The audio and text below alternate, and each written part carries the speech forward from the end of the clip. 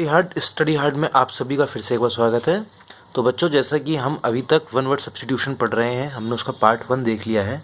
ठीक है, तो जैसे हमने बताया था कि हमारा टारगेट मतलब स्टडी हार्ड जो चैनल है उसका टारगेट ये है कि एसएससी सीजीएल 2017 के एग्ज़ाम से पहले हमें एटलीस्ट 1000 प्लस वन वर्ड पढ़ने हैं।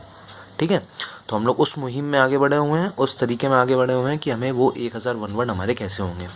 उससे पहले मैं बता दूं, जिन लोगों ने अभी तक स्टडी हार्ट को सब्सक्राइब नहीं किया है उसको सब्सक्राइब कर लीजिए ताकि आपको latest video day by day मिलते रहें।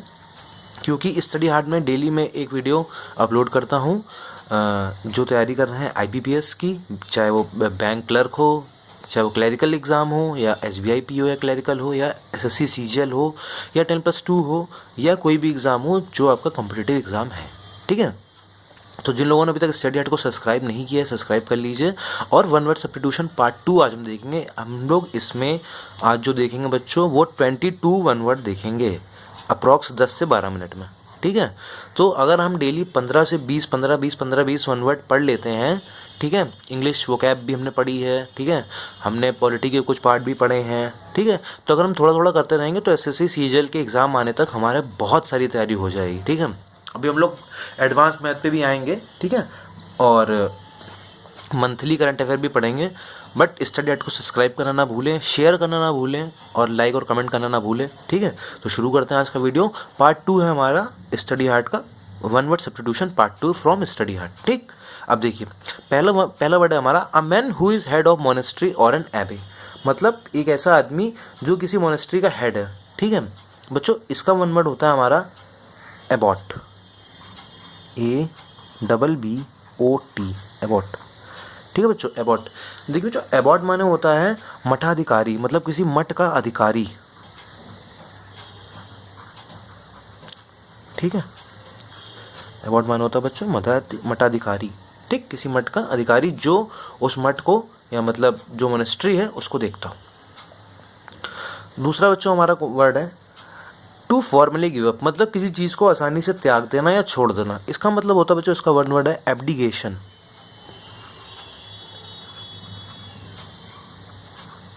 और इसका मतलब होता है बच्चों त्याग देना, किसी चीज़ को त्याग देना।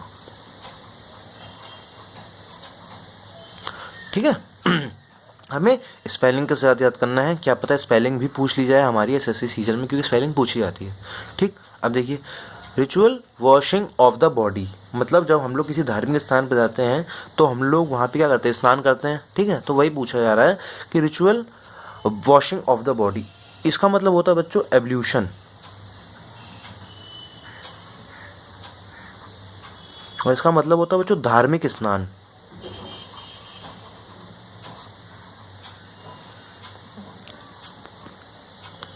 ठीक, एब्ल्यूशन स्पेलिंग के साथ याद करना है। चौथा वर्ड है बच्चों हमारा हार्ड टू अंडरस्टैंड, मतलब कोई ऐसी चीज़ जिसको हम आसानी से नहीं समझ पाए, जिसको हमें समझने में बहुत दिक्कतें हो रही हैं। हार्ड टू अंडरस्टैंड, ये हमारा चौथा वर्ड है आज का। और हार्ड टू अंडरस्टैंड का जो वन वर्ड होता है बच्चों होता है एब्स्ट्रूज, होता है ABSTRUSE, एब्स्ट्रूज। और एब्स्ट्रूज माने होता है बच्चों समझने में मुश्किल। ठीक है, मैं लिख नहीं रहा हूँ, अब इसका मतलब ये लिखा हुआ है हार्ड टू स्टैंड मतलब एब्स्ट्रूज, मतलब हमें किसी चीज़ को समझने में अगर दिक्कत हो रही है तो उसका मतलब होता है एब्स्ट्रूज। ठीक, स्पेलिंग के साथ। अब देखिए क्या लिखा है, a quantity that is more than enough, मतलब एक ऐसी मात्रा जो आपको जितनी ज़रूरत नहीं है पर उससे ज़्यादा है। इट्स मोर देन इनफ, मतलब ज़रूरत से ज़्यादा है वो। ठीक, उसका मतलब होता है बच्चों अबेंडेंस, ABUNDANCE, अबेंडेंस। ठीक, अब अबेंडेंस माने क्या होता है बच्चों, वो होता है आधिक्य या प्रचुर। ठीक, ठीक है, तो हमने 5 अभी तक पढ़ लिए। नेक्स्ट देखते हैं।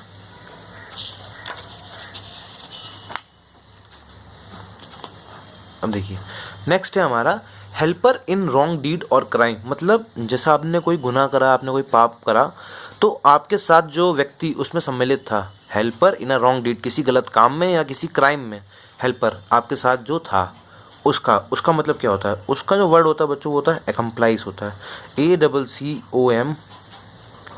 ACCOMPLICE, एकम्प्लाइज। एकम्प्लाइज माना बच्चों होता है सह अपराधी, मतलब अपराधी का साथ देने वाला, सह अपराधी। ठीक, सातों वर्ड है बच्चों हमारा गिव मोर फोर्स और इम्पोर्टेंस, मतलब किसी चीज़ को जोर दे के मनवाना, या गिव मोर फोर्स और इम्पोर्टेंस टू, मतलब किसी पर्टिकुलर चीज़ को बहुत ज़्यादा फोर्स देना या इंपॉर्टेंस देना। उसका मतलब होता है बच्चों एसेंचुएट, ACCENTUATE, एसेंचुएट। एसेंचुएट माने होता है बच्चों जोर देना, किसी चीज़ पे जोर देना, ठीक, एसेंचुएट। नेक्स्ट हमारा वर्ड है things to be added at the book, at the end of book, मतलब आपने देखा होगा कि जब आप कोई किताब लेते हैं तो उसके लास्ट में एक चीज़ दी रहती है, ठीक है, जिसको हम लोग हिंदी में बोलते हैं परिशिष्ट, ठीक है, चाहे स्पेलिंग हो या कुछ भी हो, परिशिष्ट बोलते हैं ना उसे हिंदी में। उसको इंग्लिश में बोलते हैं हम लोग बच्चों एडेंडम, ADDENDUM, एडेंडम, मतलब उसको हिंदी में क्या बोलें, परिशिष्ट। बहुत कॉमन सी चीज़ें हैं पर एग्ज़ाम के पर्सपेक्टिव से बहुत इंपॉर्टेंट है। एग्ज़ाम में हमेशा पूछे जाते हैं ऐसे वर्ड जो कॉमन से होते हैं बट आपको पता होने चाहिए। Things to be added at the end of book या एक्सेट्रा, मतलब नॉवल भी हो सकता है, कुछ भी हो सकता है, ठीक है, वो होता है एडेंडम। स्पेलिंग के साथ करना है, क्या पता स्पेलिंग में पूछी जाए, ठीक है। समवन हु अटैक्स फर्स्ट, मतलब जो व्यक्ति जो सबसे पहले अटैक करता है। जैसे दो पार्टियां हैं, ठीक है, दो लोग हैं, ठीक, दो लोग हैं, जो पहले अटैक करता है उसको क्या, समवन हु अटैक्स फर्स्ट, उसे हम लोग कहते हैं बच्चों एग्रेसर, AGGRESSOR, एग्रेसर, मतलब आक्रमणकर्ता। अग्रेसर माने हो गया आक्रमणकर्ता, ठीक। 90 के बाद 10वां क्या है, ones who lives and work for the welfare of others, मतलब एक ऐसा व्यक्ति जो दूसरे की भलाई के लिए काम करता है। Ones who live and work for the welfare of others, ठीक है, मतलब हिंदी में क्या हो गया, वो परोपकारी होगा, एक ऐसा व्यक्ति जो दूसरों के लिए काम करता है, ठीक है, दूसरों की अच्छाई के लिए काम करता है, उसका मतलब हो गया परोपकारी। उसको इंग्लिश में बोलते हम लोग एल्ट्रुइस्ट, ALTRUIST, एल्ट्रुइस्ट। इसको हिंदी में बोलते क्या, परोपकारी, ठीक है, अल्ट्रुइस्ट या अल्ट्रुइस्ट जो भी आपको सही लगे, ठीक, पर स्पेलिंग यही होती है, हमें स्पेलिंग से आदत करना है। 11वां वर्ड है बच्चों हमारा, 11वां वर्ड है पार्शियल और टोटल लॉस ऑफ मेमोरी, मतलब आप अपनी मेमोरी पूरी तरह से खो चुके हैं या पूरी तरह से खो चुके हैं, ठीक है। इसका मतलब होता है बच्चों, जो इसका वन वर्ड होता है वो होता है एमनीसिया, AMNESIA, एमनीसिया, ठीक है। और इसका हिंदी में मतलब होता है विस्मरण, ठीक। नेक्स्ट देखते हैं हम लोग, having more than one possible meaning, मतलब एक ऐसा शब्द, एक ऐसी चीज़ जिसके एक से अधिक मतलब हो सकते हैं, ठीक है। Having more than one possible meaning, इसका मतलब होता है बच्चों एम्बिगुअस। जो बीटेक के छात्र होंगे उन्होंने देखा होगा कि जब वो प्रोग्रामिंग करते हैं तो वहाँ पे एक एम्बिगुअस एरर आती है, ठीक, एम्बिगुअस।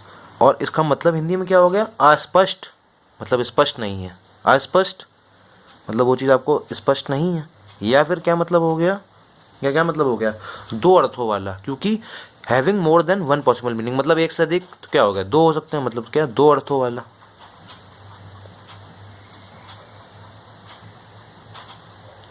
ठीक है। Equally skillful with each hand, बहुत इंपॉर्टेंट है, बहुत important. Equally skillful with each hand, मतलब एक होता है एक हाथ से निपुण, एक होता है दोनों हाथों से निपुण। Equally skillful with each hand, मतलब एक ऐसा व्यक्ति जो दोनों हाथों से निपुण है। उसका मतलब होता है बच्चों एम्बी डेक्स्ट्रस, एम्बीडेक्स्ट्रस मतलब क्या हो गया, दोनों हाथों से निपुण,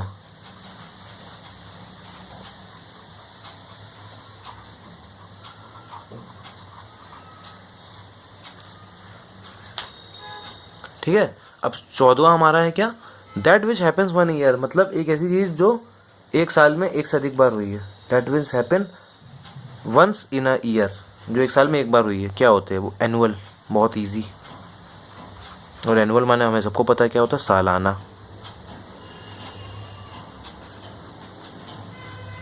the absence of government in a country, मतलब एक ऐसा देश, एक ऐसा राज्य जहाँ पे गवर्नमेंट नहीं है, तो उसका मतलब होता है, ये बहुत इंपॉर्टेंट है, एसएससी सीजीएल के लिए बहुत इंपॉर्टेंट है। इसका मतलब होता है बच्चों एनआरके, और इसका हिंदी मतलब होता है अराजकता। ठीक।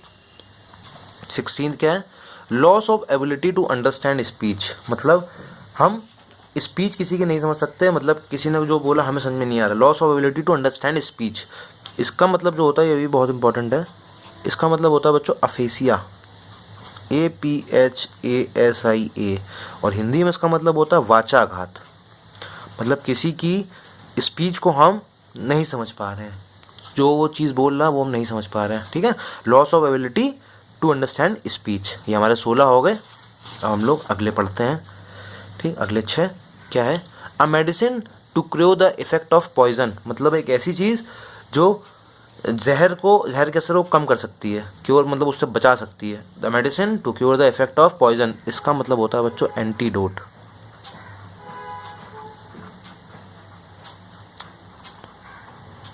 क्या मतलब हो गया, जहर नाशक।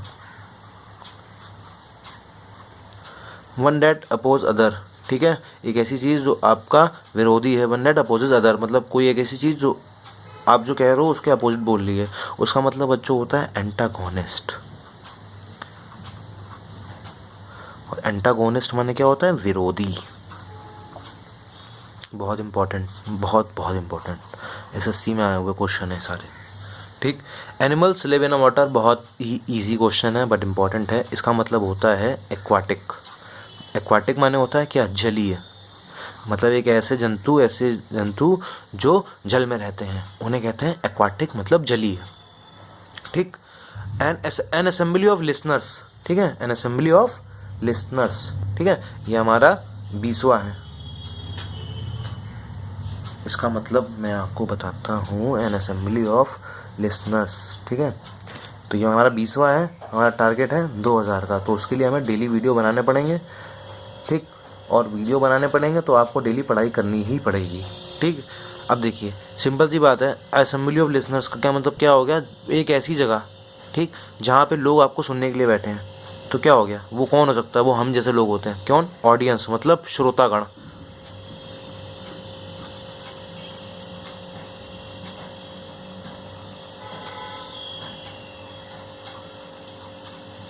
ठीक है, अब देखिए अगला क्या है, the one who is greedy. Spelling बहुत ज़रूरी है इसकी, बहुत अच्छी स्पेलिंग है और क्या पता पूछी जाए। अवारीशियस, अवारीशियस माने क्या होता है बच्चों, लालची। One who is greedy, greedy माने लालच होता है, ग्रीडी माने लालची होता है। ठीक है, the one who is greedy that is called avaricious, लालची।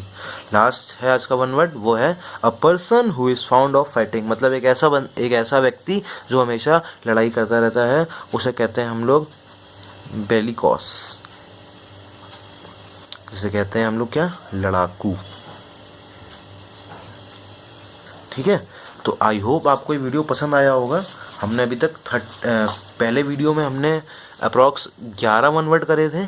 ठीक, आज हमने 22 करे हैं, तो टोटल हमारे 33 वन वर्ड हमने कर लिए हैं। ठीक है, तो अगर आपको ये वीडियो पसंद आया हो तो स्टडी हट को सब्सक्राइब करना ना भूलें। ठीक है, ताकि आपको बहुत सारे वीडियो आपके SSC के लिए और बैंकिंग के लिए मिलते रहें। ठीक है, अब बहुत जल्द में जो अगला वीडियो आएगा हमारा, उसमें हम लोग बात करेंगे कि कौन से ऐसे इंपॉर्टेंट फुल फॉर्म है, एब्रीविएशंस हैं जो आपके बैंकिंग और SSC दोनों